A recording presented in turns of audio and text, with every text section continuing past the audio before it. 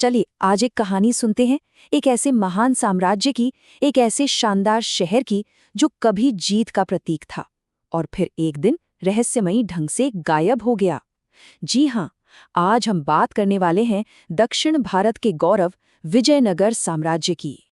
जरा इस बात को सोचिए, एक फारसी राजदूत अब्दुल रज्जाक जब इस शहर में आए तो वो इतने हैरान हुए कि उन्होंने लिखा कि उनकी आंखों ने ऐसा कुछ पहले कभी नहीं देखा था। और ये शहर कोई और नहीं, विजयनगर था, जिसके नाम का मतलब ही था जीत का शहर।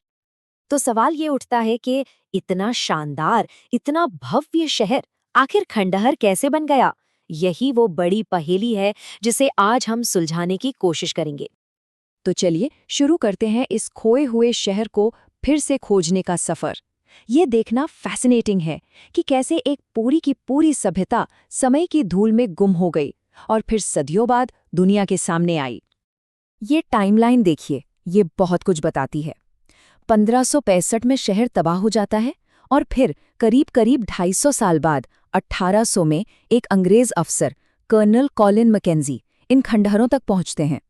सोचिए कितना लंबा वक्त गुमनामी में बीता और फिर जाकर 1986 में इसे यूनेस्को वर्ल्ड हेरिटेज साइट का दर्जा मिला। लेकिन सबसे मजेदार बात यह है कि ये जगह लोगों की यादों से कभी पूरी तरह मिटी ही नहीं। आम लोग, वहाँ के स्थानीय लोग इसे हमेशा हम्पी के नाम से जानते थे। ये नाम वहाँ की स्थानीय देवी पंपा देवी के नाम पर था, मतलब वो जमीन अपनी देवी से हमेशा जुड़ी रही। अब चलिए जरा कहानी में पीछे चलते हैं, एकदम शुरुआत में, उस दौर में जब इस महान साम्राज्य की नींव रखी जा रही थी। ये समझना जरूरी है कि ये सब शुरू कैसे हुआ और उस वक्त का माहौल कैसा था। विजयनगर, जैसा कि नाम से ही जाहिर है, जीत का शहर, और इसकी नींव रखी थी दो भाइयों ने, हरिहर और बुक्का ने, 1336 में।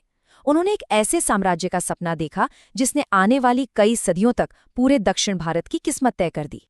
पर देखिए, ये सब इतना आसान नहीं था। उस इलाके में सत्ता के लिए एक जबरदस्त होड़ मची हुई थी। तीन बड़ी ताकतें थीं। एक तरफ थे विजयनगर के राजा, जो खुद को नरपति कहते थे, मतलब इंसानों के मालिक।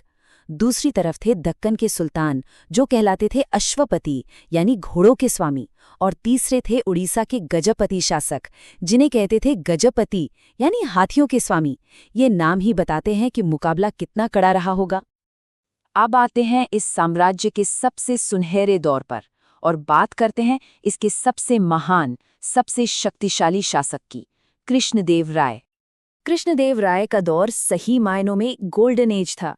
एक तरफ तो वो जबरदस्त योद्धा थे। 1512 में उन्होंने रायचूर दोआब जैसा उपजाऊ इलाका जीता, फिर उड़ीसा के शासकों को झुकाया और बीजापुर के सुल्तान को भी हराया। लेकिन वो सिर्फ एक योद्धा नहीं थे, वो एक विद्वान भी थे, जिन्होंने तेलुगु में शासन कला पर अमुक्तमाल्यद जैसा ग्रंथ लिखा।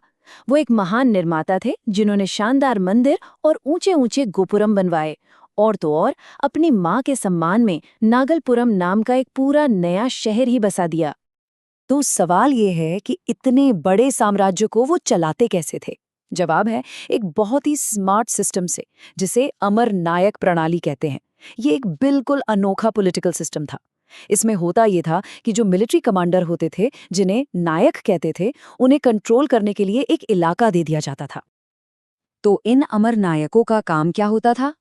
सबसे पहले अपने इलाके से टैक्स वसूलना, फिर इस पैसे से राजा की फौज के लिए घोड़े और हाथियों की एक टुकड़ी हमेशा तैयार रखना, और तीसरा, हर साल राजा को एक तय रकम या तोहफे भेजना, खासकर महानवमी के बड़े त्योहार के दौरान। इस सिस्टम से राजा का कंट्रोल पूरे साम्राज्य पर बना रहता था।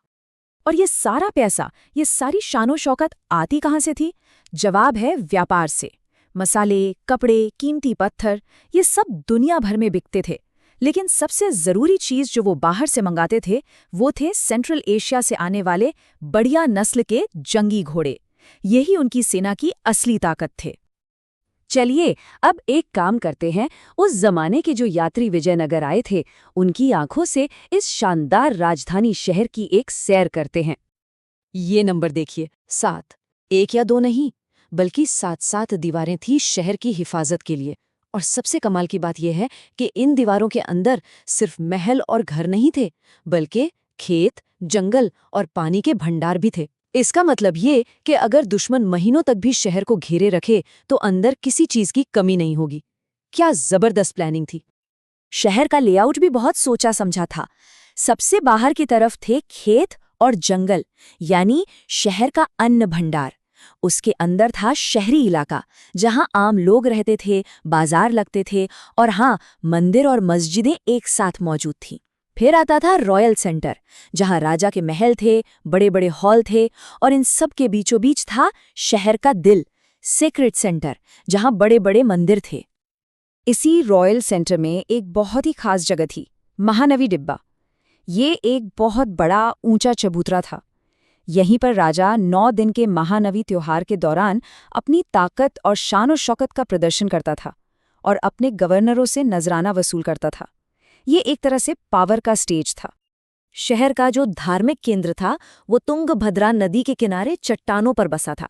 यहाँ के मुख्य देवता थे विरूपाक्ष, जो भगवान शिव का ही एक रूप है। विजयनगर के राजा खुद को भगवान का सिर्फ एक प्रतिनिधि मानते थे, इसीलिए उनके सारे शाही फरमान पर श्री विरूपाक्ष लिखा होता था। यहाँ के मंदिरों की पहचान थी उनके विशाल गेटवे, जिन्हें रायकोपुरम कहते हैं। और यहीं पर है वो मशहूर विट्ठल मंदिर, जिसका पत्थर का रथ आज भी देखने वालों को हैरान कर देता है। अब कहानी उस मोड़ पर पहुंचती है जहां से इस महान साम्राज्य का पतन शुरू हुआ, एक नाटकीय मोड़ जिसने सब कुछ बदल दिया। तो आखिर ये अंत हुआ कैसे? इसकी शुरुआत हुई 1529 में महान कृष्णदेव राय की मौत के साथ। उनके बाद आए शासक राम राय ने एक बहुत ही जोखिम भरी चाल चली। उन्होंने दक्कन के सुल्तानों को आपस में ही लड़वाना शुरू कर दिया, लेकिन ये दांव उल्टा पड़ गया। 1565 में सारे सुल्तानों ने आपसी दुश्मनी भुलाकर एक हो गए और विजयनगर पर हमला कर दिया, और तालीकोटा की लड़ाई में विजयनगर की सेना बुरी तरह हार गई।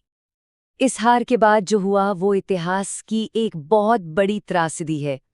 जीतने वाली सुल्तानों की फौजों ने जीत के शहर को महीनों तक लूटा, आग लगा दी, सब कुछ तहस नहस कर दिया, जब तक कि वो खूबसूरत शहर एक वीरान खंडर ना बन गया।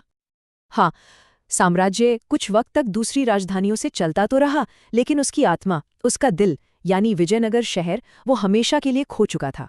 उसकी कहानी बस हम्पी के पत्थरों में कैद होकर रह गई। ये सोचने वाली बात है कि अगर इतना बड़ा, इतना महान साम्राज्य भुलाया जा सकता है, तो इतिहास में न जाने और कितनी कहानियां दफन होंगी जो बस अपने खोजे जाने का इंतजार कर रही हैं।